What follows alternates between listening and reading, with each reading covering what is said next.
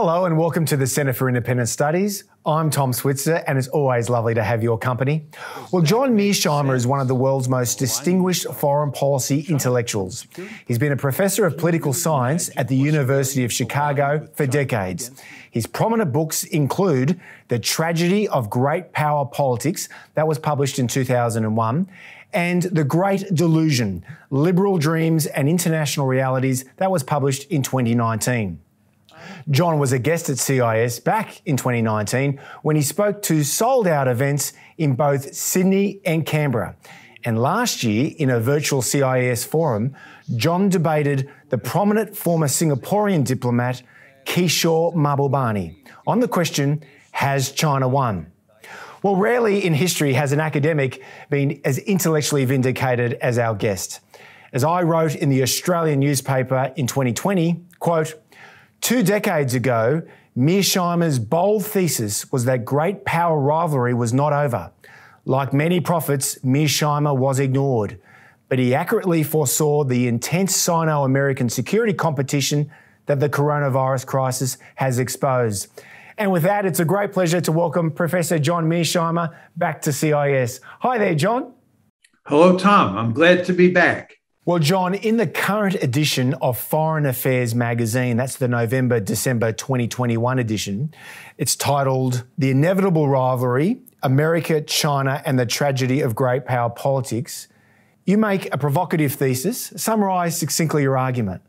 Basically, the article deals with how the United States dealt with China during the unipolar moment, from the time the Cold War ended up until President Trump took office in January 2017. And my basic argument is that in the last decade of the Cold War, it made eminently good sense for the United States to ally itself with China and to help China grow economically, because that would make China more powerful and it would allow China to be a good ally for purposes of balancing against the Soviet Union. But then when the Cold War ended in 1989, the question on the table was, how should the United States think about dealing with China? And the fact is that China was a very poor country in 1989, but it had a huge population advantage over the United States. And therefore, there was a real danger if we helped China grow economically, given its population advantage, if it became rich, if it became prosperous with all those people, it would be a threat to the United States. In effect, it would be a peer competitor. What happened over the course of the 90s and really the first 20 years of this new century is that the United States foolishly pursued a policy of engagement which was designed to make China richer, to make it wealthier. Just very important to understand that we helped China, we, the United States, and of course the Australians, the Japanese, and so forth and so on, went along with us. We made China into a powerful country in East Asia. And China is now at a point where it is determined to dominate all of Asia, to become a regional hegemon. The United States, of course, and the Australians are bent on preventing China from dominating Asia for good strategic reasons. But the end result of all this is that we're effectively in a new Cold War. We have an intense security competition on our hands, and this is a very dangerous competition.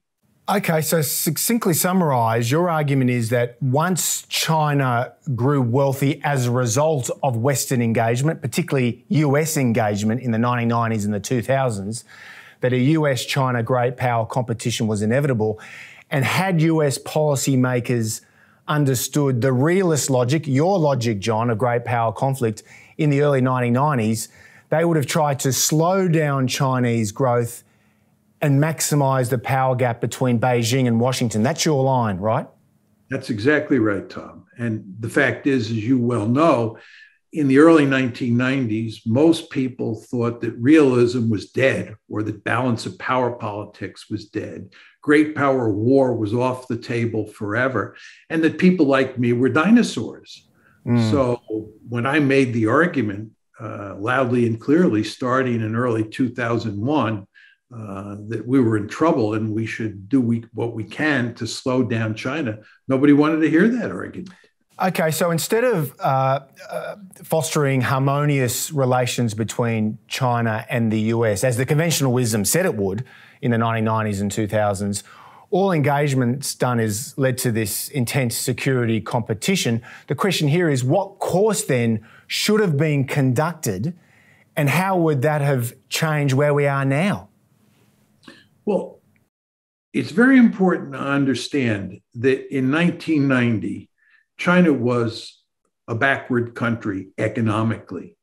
It had 1/75th the per capita GNP of the United States. And per capita GNP is a really good indicator of just how wealthy a country is. So this was a backward country, but it was deeply committed to growing economically, to becoming prosperous.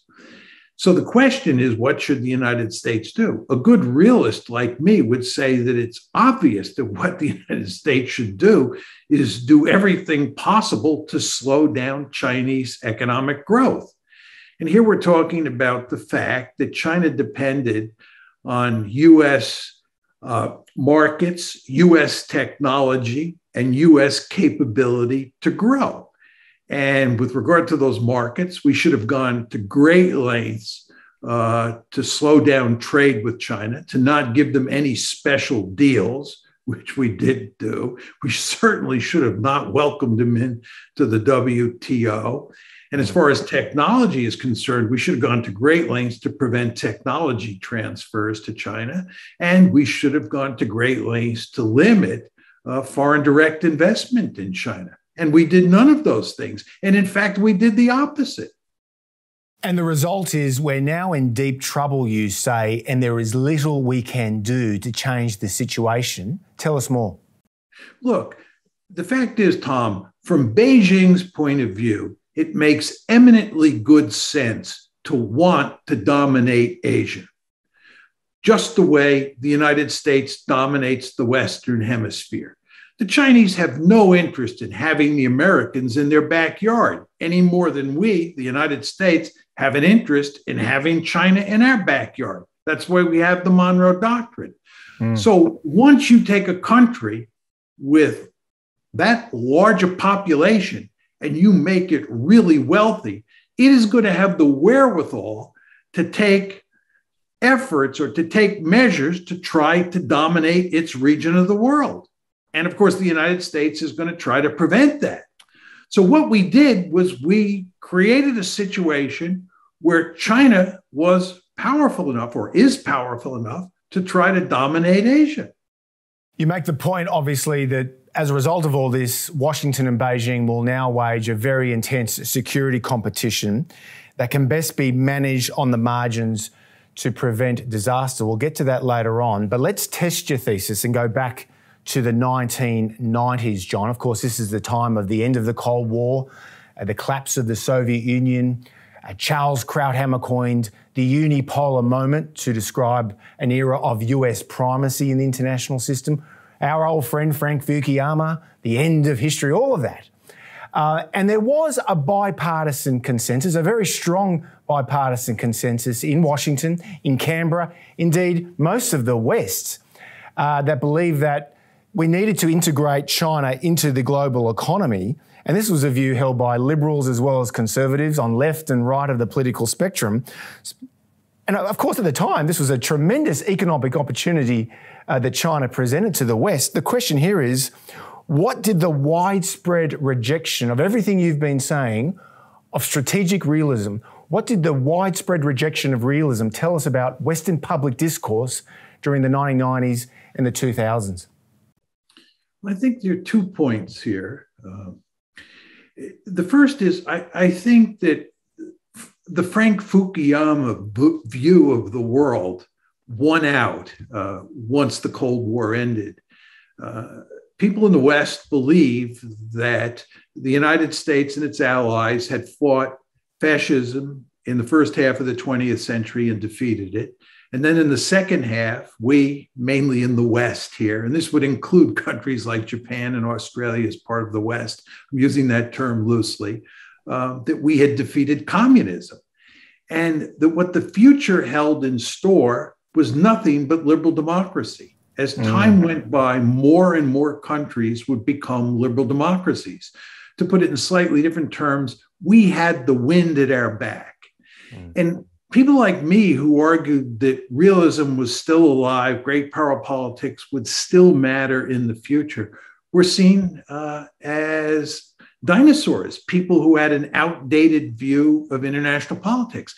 So the fact is, Tom, there was absolutely no chance, given how people were thinking at the time, that we could sell an argument that it made sense to slow down Chinese economic growth. And in fact, most people believed that if China grew economically, it would eventually become a liberal democracy. And because liberal democracies don't engage in violations of human rights, and because liberal democracies don't fight each other, once China was a liberal democracy, we would all live happily ever after. This is the story that people told themselves. Yeah, we told that at CIS. We're a classical liberal think tank. We subscribe to that orthodoxy too. In fact, we were unashamedly championing it. No, of course, that's true. I think, by the way, that you basically thought my views didn't make a lot of sense in the early 2000s.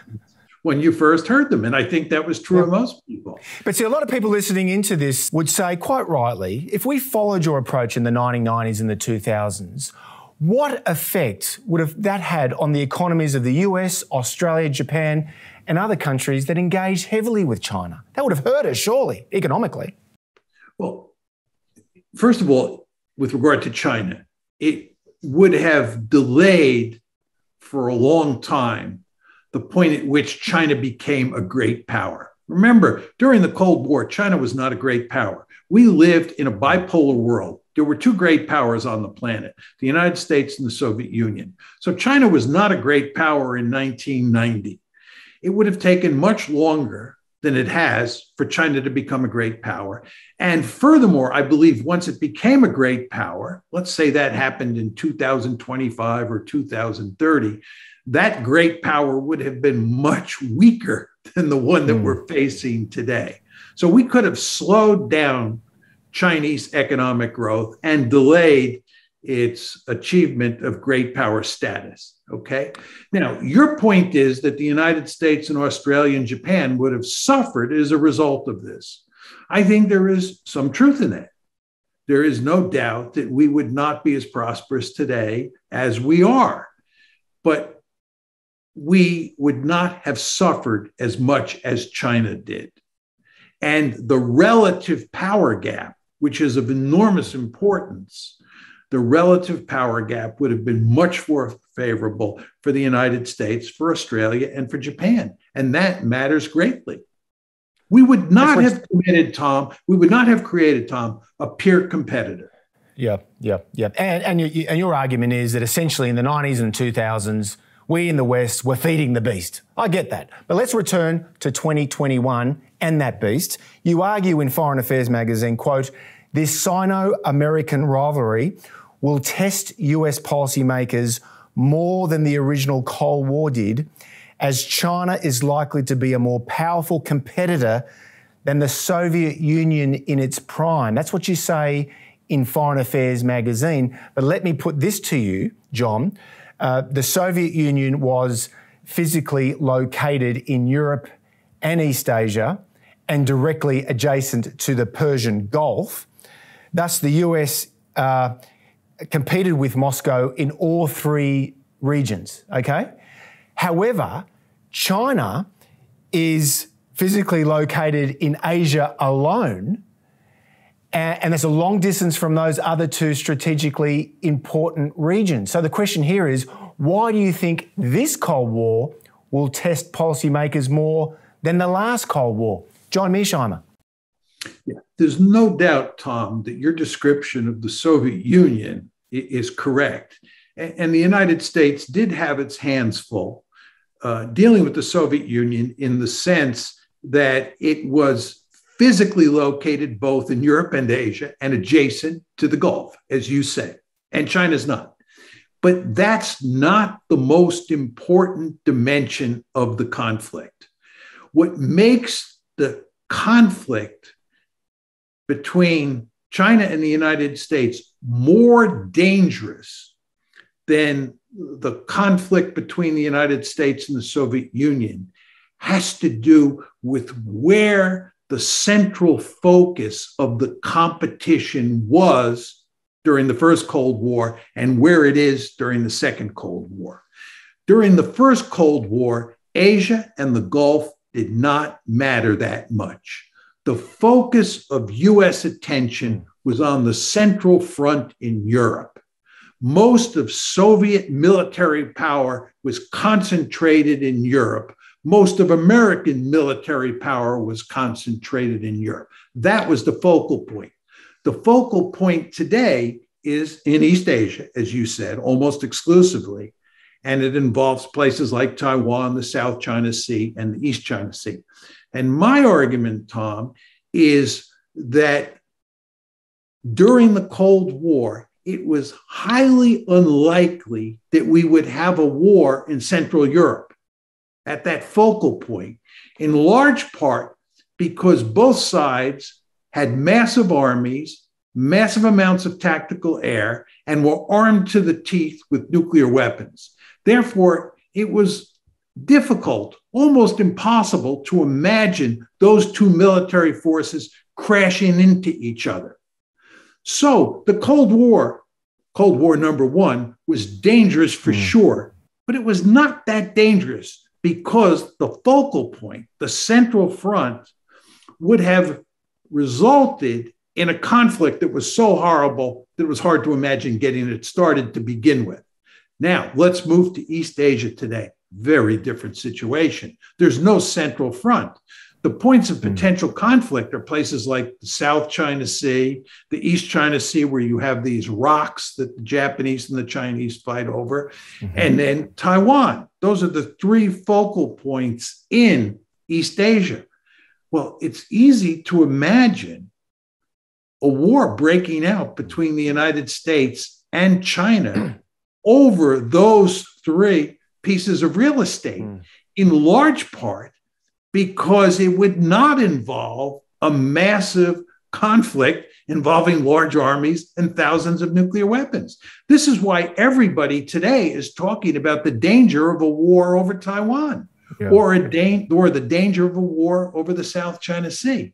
So this new Cold War is going to be more dangerous than the first Cold War, which is not to say it is axiomatic that this Cold War, the new one, will become a hot war. But I'm just saying, I believe it's more likely than the first Cold War because of the geography.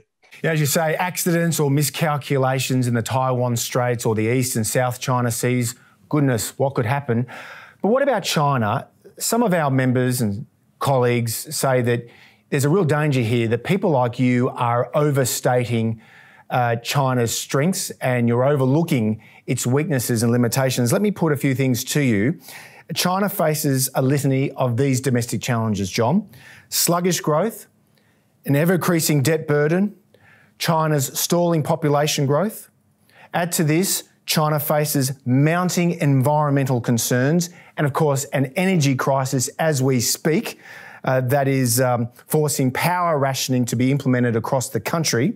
Question, won't these domestic challenges constrain China's ability to fulfill its strategic ambitions? I think there's no doubt that they will constrain them. The $64,000 question, as we used to say when I was a kid, is how much they will constrain them. If you believe that these problems that you described are going to greatly damage Chinese economic growth in future years, that they are in effect going to hit the flat of the curve, then you're right that that's going to make it almost impossible for China to dominate Asia. I hope that happens. I'm hoping that the Chinese economy hits the flat of the curve. The last thing I want to see is the Chinese economy grow by 5 to 6% annually for the next 2 or 3 decades. That would not be good from an American or an Australian point of view. But I am not confident that China is going to hit the flat of the curve. The Chinese have done an impressive job of fostering economic growth for at least the last 30 years. And I see no reason to be confident that the scenario you describe will happen, while nevertheless hoping you're right. And we should also stress that this is a country that is pumped up on nationalism, as you have made clear in your various writings. Now, we have a question here from Stephen Loosely, longtime friend and supporter of CIS, and he asks, is the trajectory of Chinese strategic policy inextricably linked to the leadership and personality of one Xi Jinping? No. As a good realist, I believe that what is driving the train here is the structure of the international system. I believe that if you, Tom Switzer, were in charge in Beijing today, that you would behave hardly differently from the way Xi Jinping. Oh, I am a classical liberal, John. I believe that even if you were a classical liberal, listen, let's talk a second about Joe Biden. When Joe Biden got elected president, he had been a classical liberal. He had been a staunch proponent of engagement as head of the Senate Foreign Relations Committee, and when he was vice president under Barack Obama. So he was a staunch liberal. What happened when Joe Biden replaced Donald Trump? Did he go back to those liberal policies, or did he continue the more realist policies of Donald Trump? The answer is he's followed in Trump's footsteps.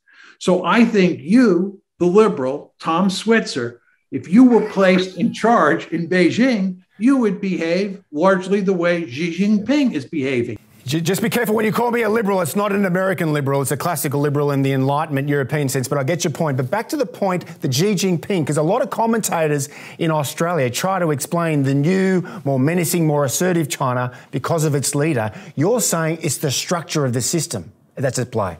Listen, in the West, this includes Australia and the United States, most commentators refuse to accept basic realist logic, and they end up defining the behavior of particular leaders in terms of their personality or their ideology. All sorts of people are going to argue that China is aggressive because it's not a democracy. It's not like the United States. My argument is just look at how the United States has behaved.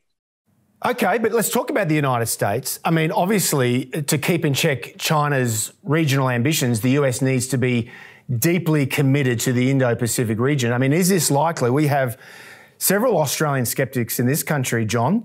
The academic historian James Curran, the Lowy Institute's Sam Roggeveen, for instance, they say America lacks the resolve to be seriously engaged in the region. After all, America is deeply divided and polarised.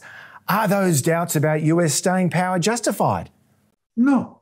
I think that all of the available evidence is that the United States is committed to upping the ante in East Asia.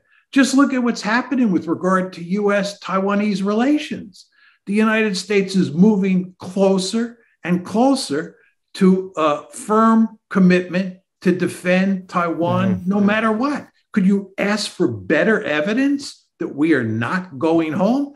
Furthermore, with regard to Afghanistan, a lot of Australians and a lot of people around the world say this is evidence that the United States has lost its will to fight around the world, that it's, going home. This is evidence of isolationist America at play. This is ridiculous.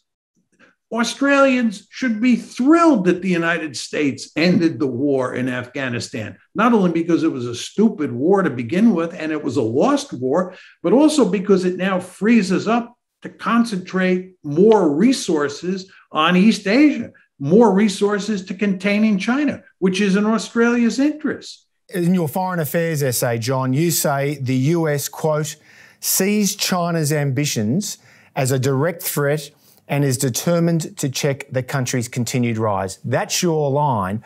But several American foreign policy realists, whom you know very well, Professor Barry Poston, Andy Basovich, Mike Desch, among others, they don't want to contain China. And moreover, let me push this back to you. You might call it an isolationist argument, but it's quite plausible when you think about it. Isn't the US secure because it's separated from the world by these two giant oceans, the Pacific Ocean and the Atlantic Ocean? It also has a vast nuclear arsenal, which of course is the ultimate deterrent. Plus, there's a strong isolationist tradition in America, as you well know. So why should the US, given all of this, go to great lengths to check China's regional ambitions? John? I think that theoretically, you can make a powerful case for isolationism. I think you can argue that the United States is manifestly secure in the Western Hemisphere. It has two giant moats to its east and to its west. It has thousands of nuclear weapons. That's my point. Yeah. That's right. You can make that case. But the fact is, nobody is seriously arguing that the United States should adopt an isolationist policy, number one. And number two, what people should care about is not what the chattering classes are saying. Who cares what the chattering classes are saying? The question is, what is the deep state doing? We just want to know, what is Joe Biden and company doing? And the answer is that Joe Biden and company, just like Donald Trump and company, are deeply committed to containing China. You know, I hear all this talk about Taiwan. People are saying, should we defend Taiwan or not? Well, this is a meaningless debate. The train has left the station. We are defending Taiwan. We meaning the United States, period. End of story. The deep state has decided that. So all this talk about isolationism and restraint in terms of dealing China is, to me, largely of interest to the chattering classes, but is not meaningful. Yeah, and in fairness to your thesis, the Quad, US, Australia, India, Japan, AUKUS, this is the recent US, UK, Australia security arrangement, that reaffirms your point about the US commitment to the region. And polls show in this country, John, in Australia, AUKUS is overwhelmingly popular. But not everyone agrees. The former Prime Minister, Paul Keating, who was our Prime Minister from 1991 to 1996, he says the agreement constitutes, quote, a dramatic loss of Australian sovereignty because, quote, it would rob Australia of freedom of choice in a future conflict where the US goes to war. Keating's not alone. Reassure those Australians who are worried about the loss of Australian sovereignty as a result of getting too close to Uncle Sam. Well, I disagree with Mr. Keating's rhetoric. The fact is, Australia is not giving up its sovereignty. It's not giving up its right to choose what kind of foreign policy it wants. It's not giving up its right to choose whether it wants to ally with the United States or China. Australia is free to align with China if it wants. Australia is free to sit on the sidelines if it wants. You're not giving up your sovereignty. What's happening here is Australians, or at least the deep state in Australia, has decided that it is in Australia's interest to align with the United States. That's why you're doing it. And it makes perfect sense. The United States has decided that it's in its interest to contain China. And I think if you go back to the Australian case and what Keating said, he's wrong when he says that Australia is abandoning its sovereignty or giving up its sovereignty. It's not. It's just made a particular choice.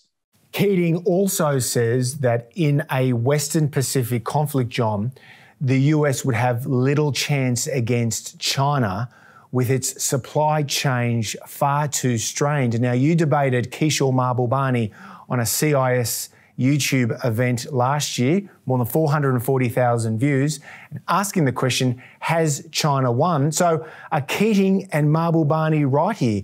Is Australia backing the wrong horse? John Mearsheimer. I think the argument that China is going to whip the United States is not a serious argument. That may be true in 20 or 30 years. The United States is the most powerful state on the planet militarily at this point in time. It has huge numbers of resources in Asia at this point in time. If you talk about the balance between submarines on the Chinese side and on the American side, it favors us decisively. The fact that we control Taiwan makes it remarkably difficult for China to project power beyond the first island chain. I don't want to argue that China has no military capabilities. I don't want to argue that China wouldn't put up a good fight against the United States today. But the argument that we're a pushover, we the Americans are a pushover, and the Chinese could easily dispose of us in a fight is not a serious argument. Okay, what about the views of another former Prime Minister, Malcolm Fraser, who died in 2015? I'm just putting these views to you to test your thesis, because Keating and Fraser, although they represent a minority viewpoint, they nevertheless represent a very loudy viewpoint, particularly in certain media segments. Fraser's interesting because he told me before he died that he was a massive supporter of your work, John, on Russia, NATO and Ukraine, and he strongly admired your strong opposition to the Iraq invasion of 2003. He was, if you like, a bit of a Mearsheimer groupie. But this is what he said before he died in 2015. People do not realize the extent to which we have been entwined in United States policy in the last 15 or 20 years. At a time when the Cold War is over, the United States is now in the process of establishing a new Cold War in the Pacific.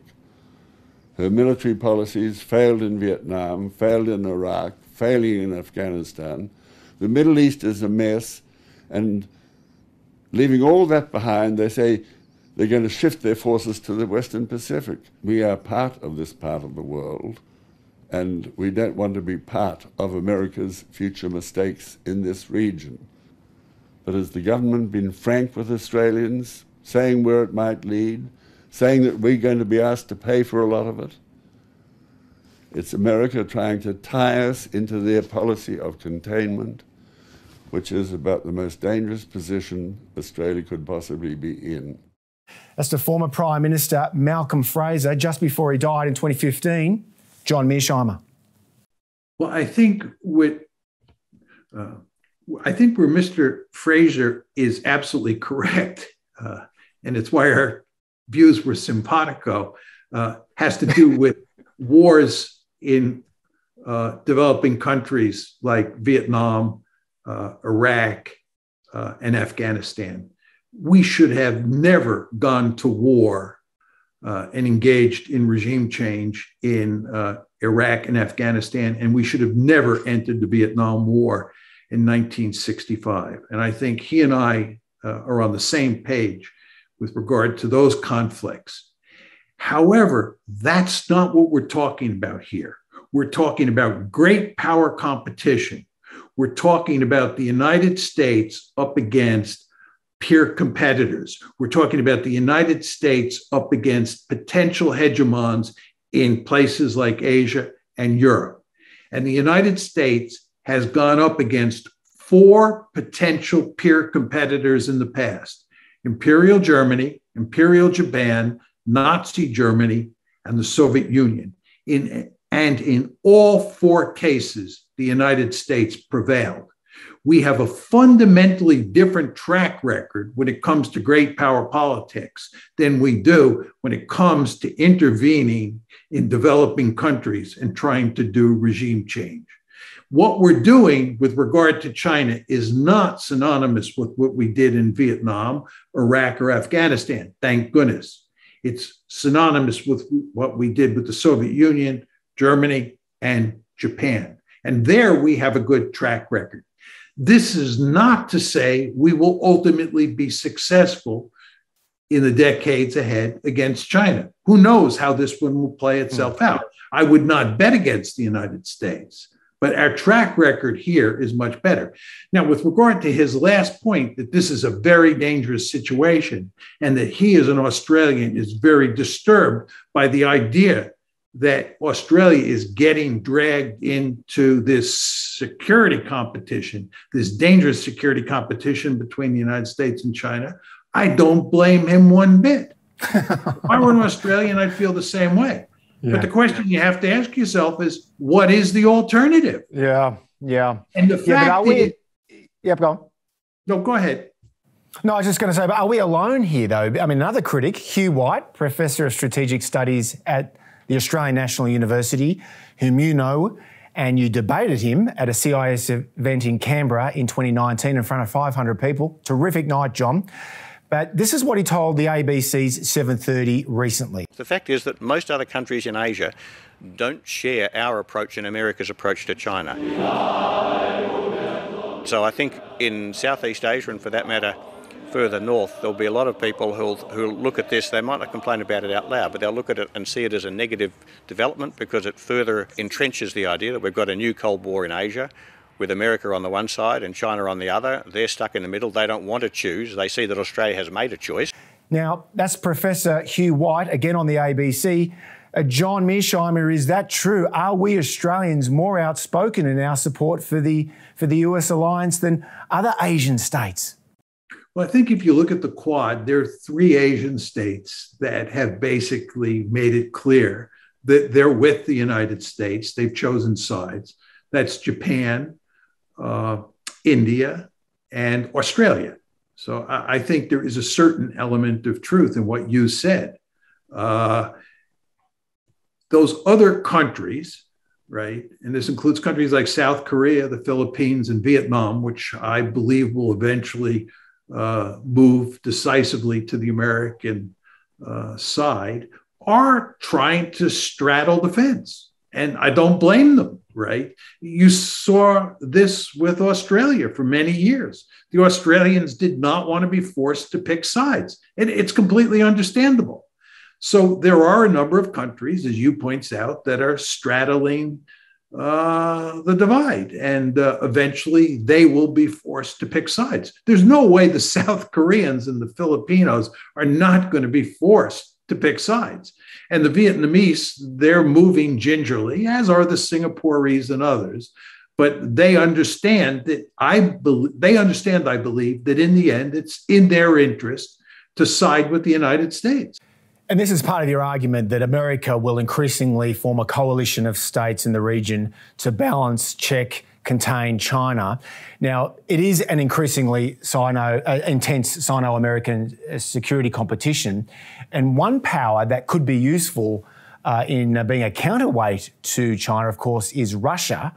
But as we know, during the Trump era, we're all too often told that the Putin regime is a thuggish, corrupt, and of course, Russia has shown it will play hardball to protect vital strategic interests in its near abroad. Why do you think Washington is capable of winning over the Russians in a balancing coalition against China? Well, I'm not sure at the moment that we could win over the Russians.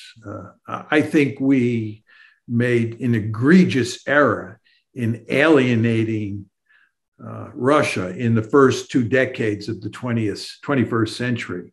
I think what's happened is terrible because we have, in effect, we the Americans have in effect driven the Russians into the arms of the Chinese. So NATO expansion, all that, yep. Yes, it was NATO. It was a combination of 3 factors: NATO expansion, EU expansion, and the color revolutions. We threatened the Russians in ways that angered them greatly, led to the war in Georgia in August of 2008, and then led to the ongoing crisis in Ukraine, which broke out in February 2014. Yeah, but just a quick time out, John. But see, a lot of our critics would say, are you being too soft on Russia and you're being too hard on China? You're basically saying the Americans pushed the American security guarantees right up to Russia's doorstep, upsetting the sensibilities of Moscow, but you're also saying America should be tougher on China. So some of your critics might say you're being inconsistent here. Yeah, but the problem with my critics is they're not thinking in terms of balance of power logic. The fact is that Russia is not a potential hegemon in Europe or in Asia. Russia is a declining great power. It's not a threat to us, meaning the Americans, certainly the Australians, in any meaningful way. Well, it's a giant gas station that's holding Europe to ransom during this energy crisis. That may be true, but who cares? That is not strategically important for the United States.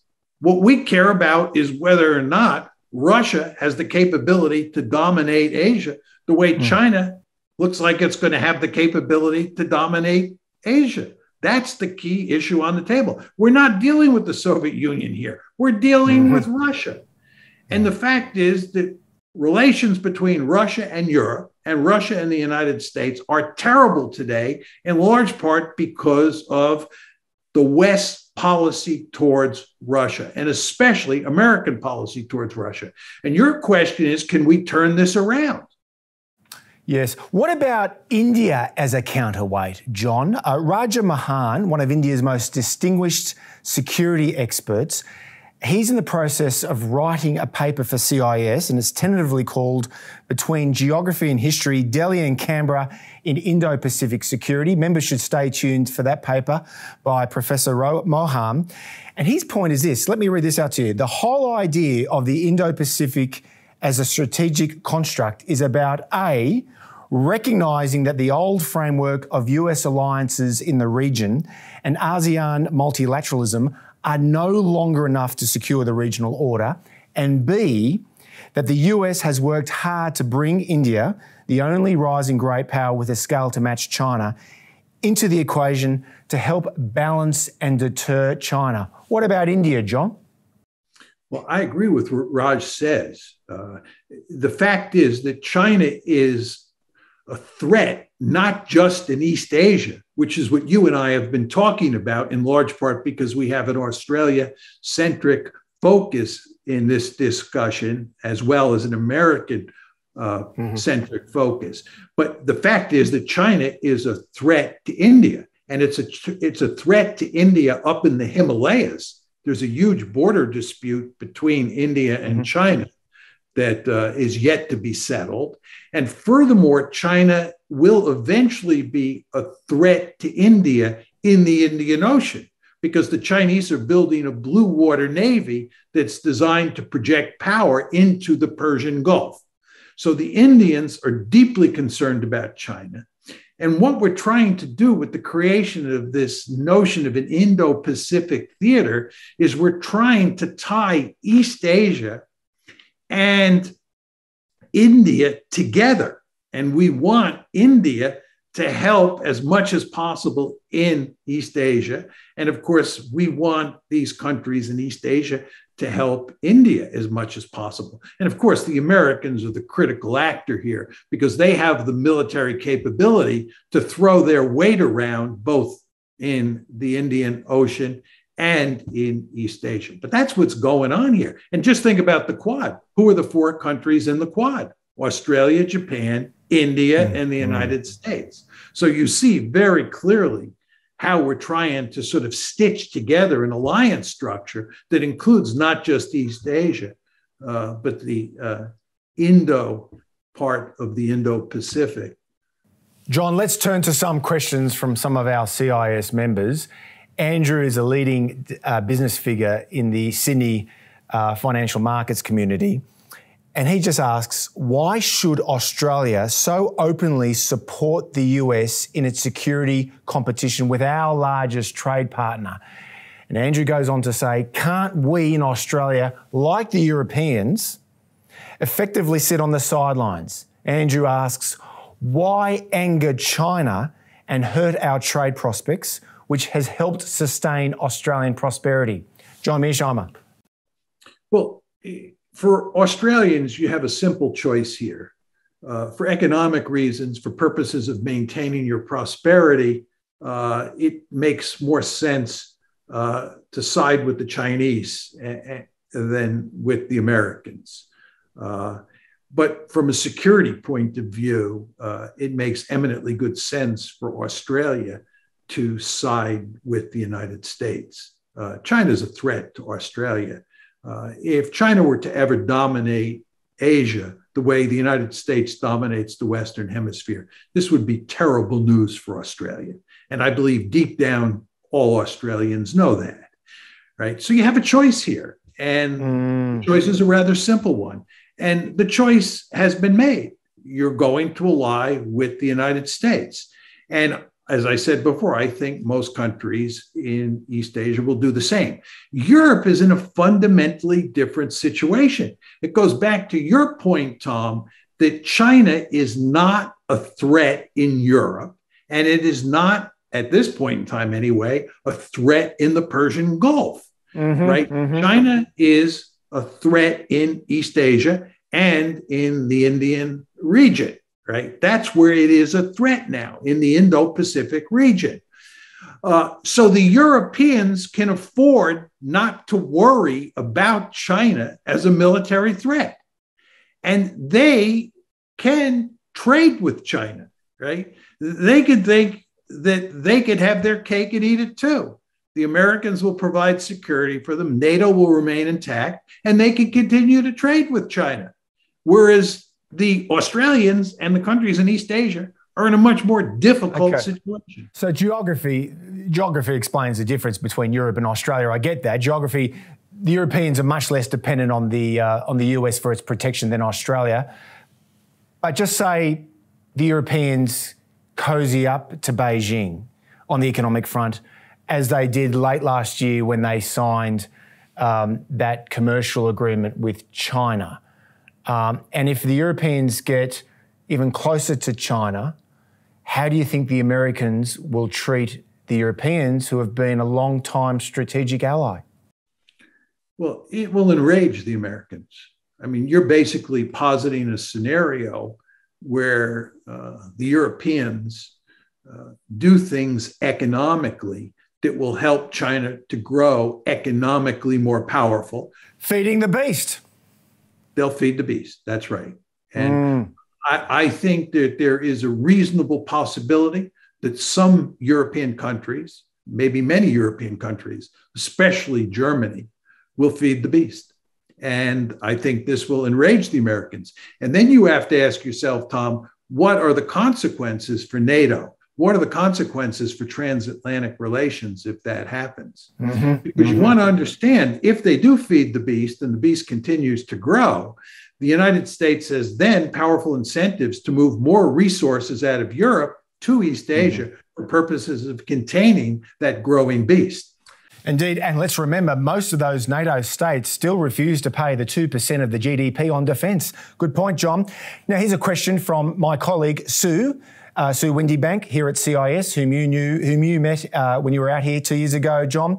She says, you say, John, that as China becomes richer and more powerful, it's acting just like the United States did throughout its history. One parallel I find, this is Sue, I find striking is that today, China talks increasingly of a new vision for leading reform of global governance, a common destiny for mankind. That's the destiny that will be decided in Beijing. Sue asked the question, is China now developing a theology of exceptionalism to justify its bid for hegemony, just as the United States portrays itself as a force for good in bringing freedom and democracy to the world? That is, it talks like a liberal and acts like a realist. Are we seeing the same dynamics at play in China? John? I think Sue's absolutely right that the Chinese are talking about themselves as if they are an exceptional country. But I would argue that this has a long-standing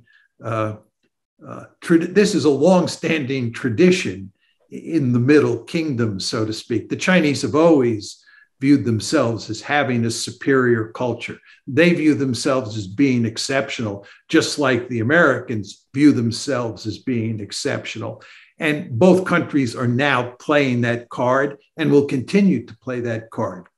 The big difference, however, is that the Americans have always been remarkably adroit when it comes to soft power and selling the American way of life, selling American culture abroad. The Chinese, on the other hand, and you see this with their wolf diplomacy, have really done a terrible job on the soft power front. And when I look at how the Chinese have dealt with Australia over the past few years, I really scratch my head and say, what are the Chinese thinking? They've purposely alienated Australians. They've made it very difficult for Australians to make the case that they should side with China over the United States with this wolf warrior diplomacy. So on the exceptionalism point, I think Sue's exactly right. But on the soft power side of things, which I think matters even more, the Americans have done much better over time, Donald Trump notwithstanding, at selling the American way of life, at selling American culture abroad. Following that, Bruce McKern, one of our longtime members, has asked, I think it's a tongue-in-cheek question, but I might be wrong, Bruce. This is the question. It goes like this.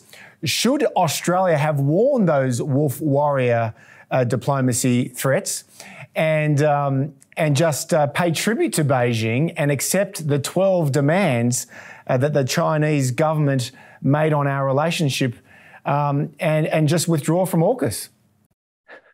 No. The Australians did the right thing. My view, as you know, Tom, has long been that it's in Australia's interest when security is a salient issue to side with the United States. I think there's no question, going back to Malcolm Fraser's rhetoric, that Australia has to be careful when you're dealing with the United States. The United States tends to be a rogue elephant. Great powers tend to be rogue elephants, the United States included.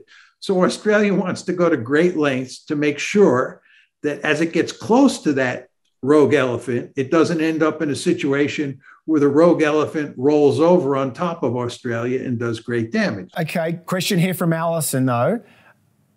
Aren't China's strategic objectives limited to its near periphery, Taiwan, South China Sea, East China Sea, Xinjiang? This is her argument. Aren't you overstating China's capacity and intent to threaten the sovereignty of countries in like far away Australia? No, I think that what's going to happen here is that China is going to imitate the United States. It's very important to understand that I'm basically arguing here that China is operating according to balance of power logic, just the way the United States did when it created hegemony in the Western Hemisphere. Australia, right? Australia is in East Asia, and the Chinese want to dominate East Asia. This is not to say they want to invade Australia and run its politics, right? But what they want to do is push the Americans out of East Asia. They want to be by far the most powerful in East Asia, and they want to have a say in Australian domestic politics, just the way the United States has a say in the politics of every country in the Western Hemisphere. It is not the case that every country in the Western Hemisphere can have its own foreign policy. If you decide that you're going to have your own foreign policy, you are going to pay a really serious price. And if you have any doubts about that, look at what's happened to Cuba since roughly 1959, when Castro effected a revolution in that country. Or indeed Venezuela in more recent times. Exactly. And that's what Australia has to worry about. It's right. And furthermore, you want to remember that if China were to dominate East Asia militarily, and there was no United States, let's assume the Americans went home, China over time would develop really formidable military forces that it could use to coerce countries like Japan, South Korea, and Australia. Okay, another question. Anthony Carr, another long-time member of CIS. Thanks for tuning in, Anthony. He asks a cheeky question, but it's a good one, John. Put you on the spot here. If the deep state got it so wrong about China during the 1990s and the 2000s and 2010s, the high point of engagement, can we expect the now discredited deep state to get China right in the future? Well, I think I have a one-word answer to that. Hopefully. Well, your point's the structure and the system, isn't it? That's the point. Yeah. Look, the truth is, Tom, as you and I have talked about before, during the unipolar moment when the United States was super powerful, it was possible for American elites, American foreign policy elites, to have delusions about international politics. You could believe the kinds of ideas that Frank Fukuyama was purveying. You could do that because we were so powerful. However, that world has gone away. Yep. We are now in a very different world. We're in a multipolar world where there's one particular country out there, China, that is a peer competitor of the United States. And that is focusing the mind. Another question from Kevin. I don't think it's an old sparring partner of yours, Kevin Rudd, the former Prime Minister, who has actually spoken at CIS many, many years ago. But he asked this question, Kevin. Many of us Liberals believe that international institutions are vital in maintaining a rules-based liberal international order. It's this system, John Mearsheimer, not the 19th century power politics that you talk about. It's the liberal international system that in the 21st century will provide a balancing mechanism to constrain state actors. So why can't a UN-led system keep in check a rising China? John? Well, I think that the problem with Kevin's comment is that he is trying to separate great power politics from rules and from norms. And what you want to remember is that we had rules and norms galore in the 20th century. We had many, many institutions in the 20th century, and institutions are basically rules. But the key point is it's the great powers who write the rules. It's just very important to understand that. The United States loves rules because the United States gets to write the rules. What's going on with China today is China's trying to write new rules. And furthermore, what happens is that when the great powers don't like the rules, they violate the rules. So rules are inextricably bound up with great power politics. Now, Kevin talks about the United Nations. He talks about the United Nations like the United States has divisions of its own. He talks about the United Nations like there's this institution out there that has 20 armored division equivalents. Nothing could be further from the truth. The United Nations is comprised of the countries around the world, right, that have come together to form this institution. China and the United States are part of the UN, right?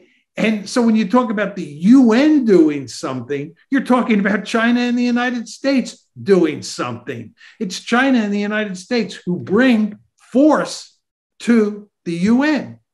And the UN is not going to be able to do anything to contain China because it has no divisions and because China is part of the UN.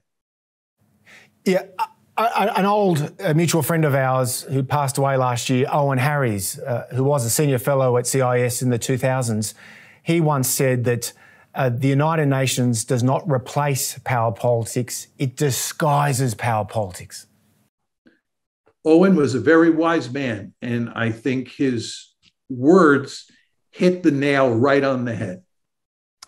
Well, John, we are out of time. The Foreign Affairs essay, this is in the next edition of Foreign Affairs, the November-December 2021 edition. The title is called The Inevitable Rivalry, America, China and the Tragedy of Great Power Politics. John, on behalf of CIS members, my staff and our board, it's always a thrill and honour to have you with us at CIS. Thanks so much for being with us today. It was my pleasure, Tom, and thank you for having me on the show. Well, for decades, CIS has been a fiercely independent voice working hard to promote sound classical liberal principles. To be notified of future videos, make sure you subscribe to our channel, then click the notification bell. We rely solely on the generosity of people like you for donations to advance our classical liberal cause. Check out the links on screen now to see how you can get involved.